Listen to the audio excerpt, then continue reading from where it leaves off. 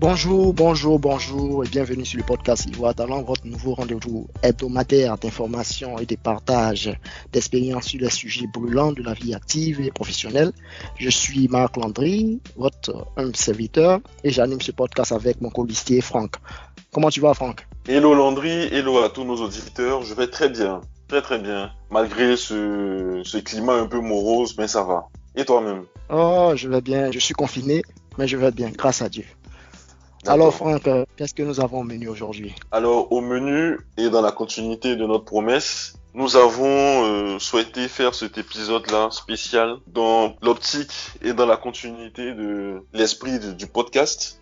Et pour cet épisode, nous avons un invité très spécial, un invité qui nous a fait l'amitié et la générosité de nous recevoir. Et comme il est de coutume, je vais vous raconter la petite histoire de l'invité. Notre invité est un Ivoirien, un pur jus, pur fruit de l'éducation ivoirienne. Il est allé jusqu'à la licence en physique-chimie à l'université de Cocody. Et par la suite, grâce à une bourse, il a poursuivi ses études en Chine, où il a obtenu un Master of Science en Information System and Technology. En 2010, notre invité est revenu en Côte d'Ivoire, sa terre natale, où il a travaillé dans une grande entreprise de télécommunications chinoise. Et après 3 années de travail ici en Côte d'Ivoire, où il a travaillé sur plusieurs projets avec des opérateurs de la Côte d'Ivoire, il décide de retourner en Chine. Et depuis donc 2013, notre invité est résident en Chine, il habite en Chine, où il a toute sa famille et son nouvel emploi. Aujourd'hui, notre invité veut partager avec nous son expérience du coronavirus Covid-19. Étant donné qu'il habite à Wuhan, on le sait tous, est l'épicentre d'où est venue cette épidémie mondiale. Aujourd'hui, notre invité veut partager avec nous son expérience et il a accepté également de répondre à nos préoccupations, aux préoccupations que nous tous, nous pouvons avoir face à cette crise sanitaire. Bienvenue, Ange Pré, bienvenue sur le podcast Ivoire Talent et encore merci d'avoir accepté notre invitation. Merci beaucoup. Merci pour cette belle présentation. Je salue tous vos auditeurs et je vous remercie pour l'occasion que vous nous donnez afin que nous puissions partager notre vécu et notre expérience sur cette épidémie ou bien cette pandémie, parce que c'est devenu une pandémie maintenant, à nos très chers Ivoiriens pour sauver au maximum des vies. Je suis pour ma part entièrement disposé à répondre à toutes vos préoccupations. Super, ce qui nous lance automatiquement dans le vif du sujet. Moi, j'aimerais te demander, Ange, peux-tu nous parler un peu de la ville de Wuhan? À quelle ville de Côte d'Ivoire cette ville-là pourrait être comparée? La ville de Wuhan, c'est une ville très très moderne. Et dans le cas de la comparaison, je ne sais pas, en Côte d'Ivoire, il n'y a pas une seule ville qui peut être comparée à Wuhan. Parce que c'est une ville très grande et très très très développée. C'est un peu le centre technologique du futur de la Chine. Parce que quand on voit les planifications du gouvernement chinois, la ville de Wuhan, à l'horizon 2023-2025, sera le hub technologique des inventions technologiques en Chine. Et Wuhan est la terre qui accueille beaucoup d'entreprises de télécommunications, de centres de recherche, de compagnies d'automobiles comme Peugeot, comme Cadillac et j'en passe. Et Wuhan, au plan de la ville, je pense qu'on peut la comparer un peu à New York parce que c'est vraiment grand. Wuhan, c'est vraiment grand. Et il y a beaucoup de gratte-ciel. Bon, je ne sais pas. C'est un quartier de Wuhan qu'on peut comparer à Abidjan. Hein. Du genre, il y a aussi il y a l'océan qui passe à côté, il y a, je sais pas, Oui, peut-être. oui, Wuhan, c'est au centre de la Chine. C'est au centre, Mhm. comme un pays baoulé. Oh, Je ok. pense que là, Monsieur Fadé, il se retrouve un peu. C'est un pays baoulé en Chine. C'est au centre de la Chine. Donc, Wuhan a un peu une caractéristique similaire à la ville d'Abidjan, en ce sens que il y a un fleuve qui traverse et qui coupe la ville en deux, comme la ville d'Abidjan. Mhm. Donc à Wuhan, on a aussi ce même scénario sur, sur ce plan-là. Donc on a un fleuve et ce fleuve relie toute la Chine. Ce fleuve s'appelle Yangtze River et il relie Mhm. pratiquement Shanghai et plein d'autres villes chinoises. Et Ok. il y a plusieurs ponts qui font la connexion entre les différentes parties de Wuhan, comme à Abidjan. Comme à Mhm. Abidjan, on a le plateau, on a Treichville, Mhm. voilà, on a Cocody, on a aussi Makori à côté, on a les ponts là qui relient. Wuhan aussi, Mhm. c'est la même chose comme ça, mais en plus développé quoi. Oh, yeah. Waouh. Ok. Donc il y a un peu de New York et un peu de pays baoulés, c'est intéressant tout ça. Donc merci, on voit un peu comment c'est Wuhan. Et tu vois, lorsque tu as présenté Wuhan, moi je me suis projeté en même temps dans quelque chose qui ressemblerait à la Silicon Valley de la Chine et tout. Mais comment est-ce que dans une ville high-tech, le futur hub technologique de la Chine, comment est-ce que la crise sanitaire a démarré là-bas? Peux-tu nous raconter comment est-ce que ça s'est passé? Comment est-ce que ça a démarré chez vous? Oui, la crise a démarré déjà en décembre, hein, vers fin décembre. On recevait des notifications de la presse sur notre téléphone nous disant que il y avait une nouvelle maladie qui faisait rage dans la ville. Mais on nous disait en ce temps-là, fin décembre, on nous disait en ce temps-là que la maladie ne se transmettait pas d'homme à homme. Donc qu'il n'y avait pas de danger. Donc on Mhm. continuait nos activités normalement.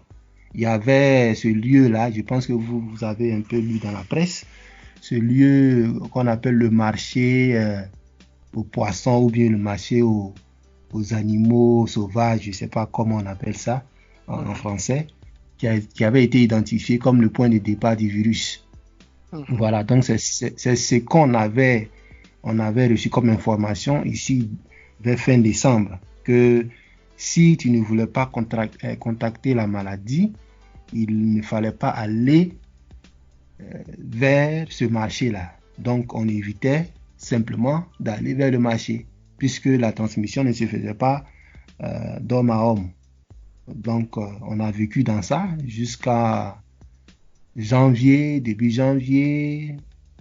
Bon, vers le 15 janvier, les cas ont commencé à augmenter et il y a Mhm. eu une délégation d'officiels chinois qui Mhm. sont plus poussés dans la gestion des maladies infectieuses.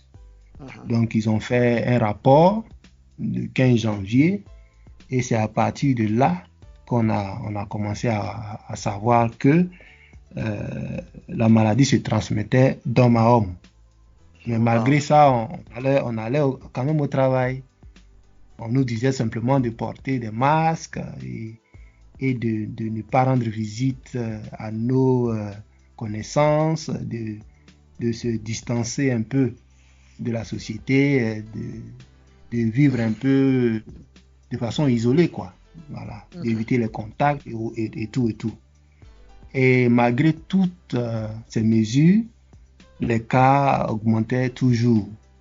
Donc, c'est vers le 23 janvier que la gravité de la situation a été saisie par le comité central du gouvernement chinois qui a bloqué la ville.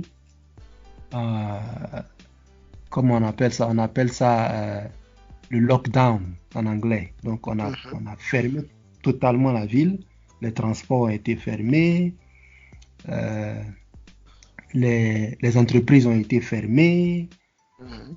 en fait, tout ce qui est non nécessaire a été fermé. Les hôpitaux, les pharmacies et les supermarchés sont restés ouverts. Et la période du 23 janvier coïncidait avec le nouvel an chinois.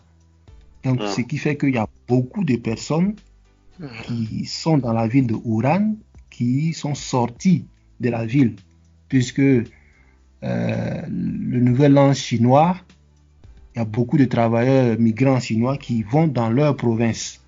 Donc, il y a près de 50 provinces en Chine. Donc, tous ces infectés-là, ou bien ces potentiels infectés, ont quitté Wuhan avant le lockdown.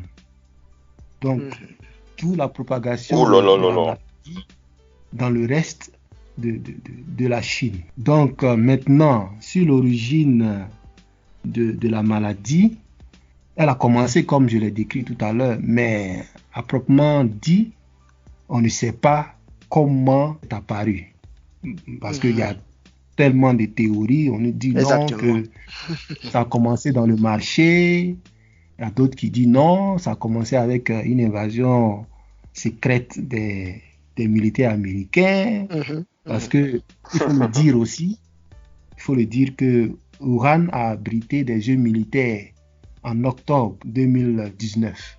Et ces jeux militaires-là sont terminés vers fin octobre. Donc, la coïncidence du début de l'épidémie et de la fin des jeux militaires fait dire que ça peut être venu de l'armée américaine.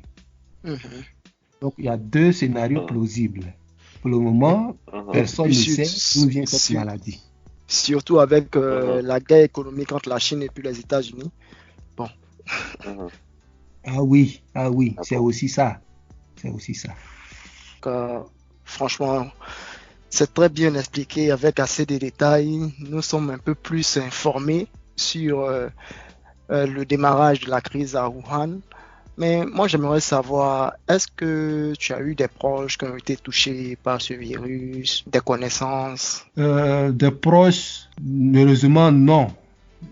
Mais des connaissances, des collègues, j'ai eu un collègue qui a été infecté, mais il s'est remis après. Après.